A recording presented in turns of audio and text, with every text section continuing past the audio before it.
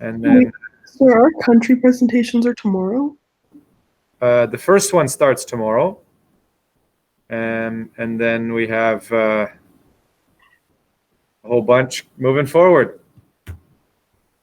Or do we like volunteer for that, or is that already picked? Yeah, no, I mean, were you not here that day? I don't think so. Okay, so let's do this before David presents. So basically, there's everyone has a different country, and we signed up for different days. So starting tomorrow, and basically every day until then. So take a look at the calendar, or at least the list of countries, and then choose a country. So that way, Yeah, who's talking? Christina, right? yeah, I have a country, but I just don't know which day I'm going. Oh, you're already, yeah, you have Australia. Yeah. Okay, so when do you want to go? We're starting tomorrow. Um, Not tomorrow. Not tomorrow.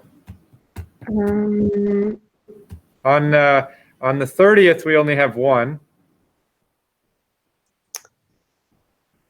sure. Okay, Okay, thank you. hold on. Okay, so the 30th. Tina's on the 23rd. No, not on my list. Uh, Where can we see our date by any chance? Go to the calendar. You should have access to it. Calendar just shows our events. Oh, it doesn't have your names? Like it just shows like stuff that you posted in the classroom, like Oh, our stuff. really? Yeah, it doesn't show like. It's supposed to have everything. You're telling me this now? Well, I guess you didn't know. I thought we told you that the. Oh, I don't know how to fix that, to be honest with you. So, Tina, I don't see you here. Okay, 'cause I asked to be on the 20th. Oh, yeah, you're on the 22nd, Venezuela. Oh, okay. And what day am I on? Because I think I chose the same day, the 23rd. Sada, you are on New Zealand, 23rd. Awesome. Yeah. Okay, apologies. I didn't realize none of you can see this. So does everybody know what date they are, or did they need clarification? Sir, I'm on Thursday, right? Panthea is on Thursday. Anyone else? How long? I don't know. Just cover all the topics. Could you tell me when mine is? Hope?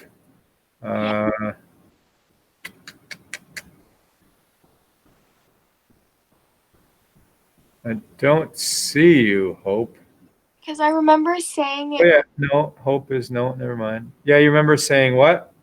Hope is on the 27th. Okay, thank you. Jacob? 29.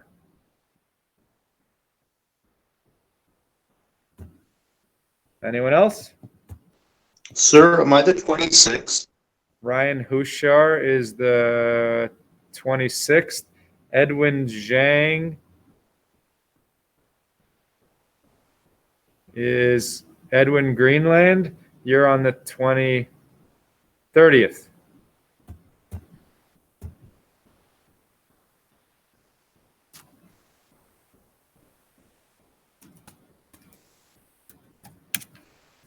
All right. So, time for David. Go ahead.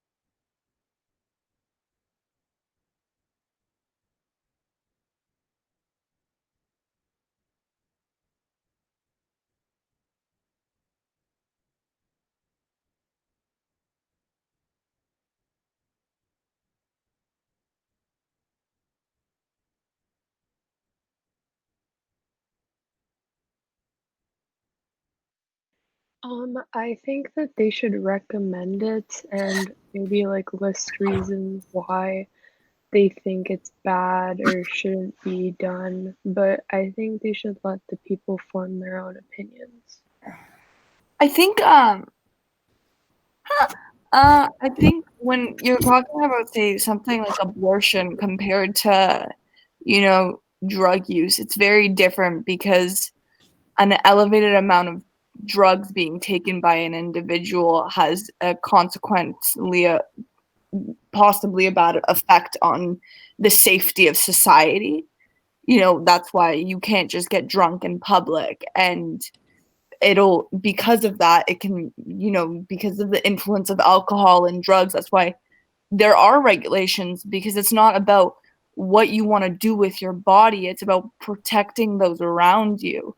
That's why you can't get into a car drunk, and then when you're arrested, the officers say, you can't do this, and you go, no, but it's my body, because it's not about that, it's about a greater issue. And something like regulating abortion is a very separate issue. That's my opinion.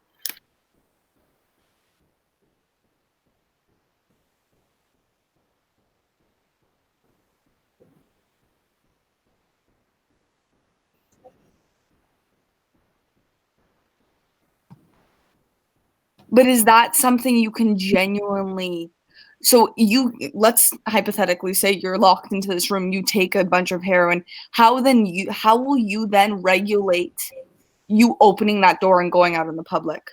You have absolutely no control to do so. So that argument in a sense is redundant, because it's way too hypothetical to actually know the consequences of you being in that room and what you would do afterwards. Yeah, but nobody takes that many drugs in isolation. I think we should be focusing on looking at the root causes of why people tend to turn to stimulants or other kinds of drugs. Like what's going on with them, and even if they're doing it, just for some kind of sick personal reason, laws shouldn't be used to punish people. It should be used to guide society. They should be taken care of and stuff. I agree with Sabrina, because this law isn't. It's when, the Canadian legal system is based on a very big ideology of rehabilitation. So when people are arrested for doing cocaine, which is a hard drug, very different, say, than an herbal weed, and that's even shown in the law prior to its legalization. If they're arrested, it's not throw them in jail, not only because they're doing something wrong, but because they need help. Because a drug addiction is not something that is, a choice I want to, it's not like a diet. You just don't do it for your own, self, for your body. It's your own choice. It's a very negative influence.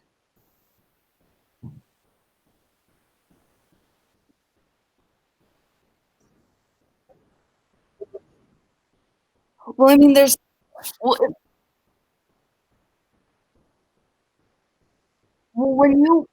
when you think about jail, you assume that it's, you're right. Partially, you're behind bars, you're isolated from society, but there's also rehabilitation programs within jails that work on rehabilitating criminals when it comes to, say, drug use. So, for example, they do their time for even the time they do for having drugs on them is a substantially low amount, but afterwards they'll be court ordered to go to rehab, to go see a therapist and on parole every time, every so often. There's things that you obviously aren't looking on when it comes to what happens when someone is arrested for doing hard drugs.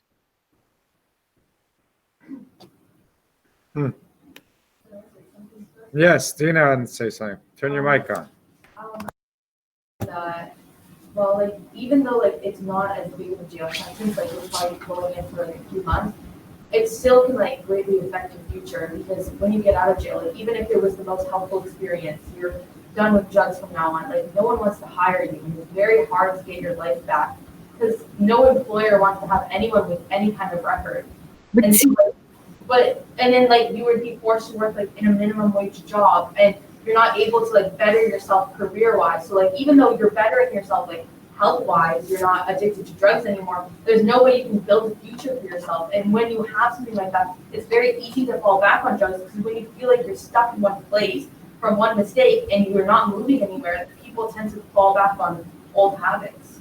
I think, firstly, it is illegal, at least in our country, to discriminate based on a past criminal history. Like you can't. There's no way. Okay, wait, hold on. I understand that whether it's illegal or not, there's still a possibility that people will be doing that. I just think that staying on drugs versus going to rehab and possibly going back onto drugs is worse. Because if you don't receive the help, who's to say that this guy is gonna? In my opinion, like I believe, obviously, if there's like a really big drug, like if you're trafficking drugs, obviously you should go to jail because you're causing more harm to society than just to yourself. But if it's like something smaller, or if it's something where you're obviously in desperate need for help, I don't remember exactly, but I remember Ms. Brawl was telling us like people don't always go to jail; they get put into certain institutions where they can leave freely, they can go to work, they can still have a life, but at night or like during certain hours, they come back to this area where they're able to like rehabilitate themselves, they're able to better themselves. Because just locking someone behind bars, it doesn't have the effect that we think it has. Mostly it's just to keep society safe. But they're more of a harm to themselves. Like I get it, it's dangerous if they get on the road or if they're in public, but they're causing more of a harm to themselves than they are to us. I know our own fears. But you have to understand when someone's going to jail, or when we're talking about someone being arrested, it's at least what I was speaking about is not only just going behind bars. I even spoke about the rehabilitation programs, but even when you're talking about a concurrent sentence, which is, or the opposite of a concurrent sentence, when you're going in once a week or something, you're still going and serving some sort of time. And when we were talking, the drugs he brought up was crack cocaine. Like that wasn't something you just do on the side. That's a heavy, heavy drug that is highly addictive. And just based on basic research, it's impossible to assume that someone does that on the side for fun and has complete control of their life. But I'm not saying they're doing it on the side for fun. I'm just saying, like, again, we're discriminating someone based off their use of their drugs. We don't know their situation. We don't know what they're going through. And you know what? Maybe they started off with lighter drugs and it just wasn't working. It's the same thing with caffeine. You start with one cup of coffee, you drink that for a certain period of time, it's not enough, so you have to go deeper in. So instead of like discriminating someone against the type of drug they use, maybe they did choose to go right into that pathway, but it's not always their fault. And that's still some sort of like discrimination. And I'm not saying like let them be free, walk around, do whatever they want. But like to have like obviously they should be watched, I guess. But we also need to keep in mind like these people need to continue their life after a jail sentence. And like going to jail for 1 month can affect someone more like greatly more than we think it can. Like to us, it's like okay, 1 month, whatever. You sit in jail cell, do what you need to do, better yourself, and then come back and bounce back into life. But it's so much harder than we actually perceive because none of us, well, I hope none of us, gone to jail or like had to deal with stuff like that. I think you're I think we're arguing a very similar point. We're just missing each other a little bit because when I was talking about them being put in jail, I wasn't specifically speaking about them with like dropping everything and being put in jail. There's very different types of jail terms. You can be serving a sentence by purely going to rehabilitation on parole. It's not like it's not a set thing. It's very different. It's by a case-by-case basis that looks at the person's history and determines through, right, their different precedents in different cases, the best way to rehabilitate that individual back into society if they haven't caused an immediate harm onto the society that they live in. I guess then it was just misunderstanding. I just think like sometimes like jail is not always the option, and I think that people tend to overlook those options that both of us have brought up. And the mind just, when you say jail, I think your mind just immediately goes to like those huge penitentiaries where you're just locked up, isolated from society. But I think people need to realize that there are better options, and jails like that, they're used more to keep us safe and to keep our fears safe rather than better people and help people out. Okay. Well, this is a good example of a debate again. And looking at each side. Thanks for sharing that presentation. For the rest of the class, you'll be working on the interpreter questions and your country assignment. Our first one will be tomorrow, and I'm looking forward to it. Let's take a 10-minute break. I'll be back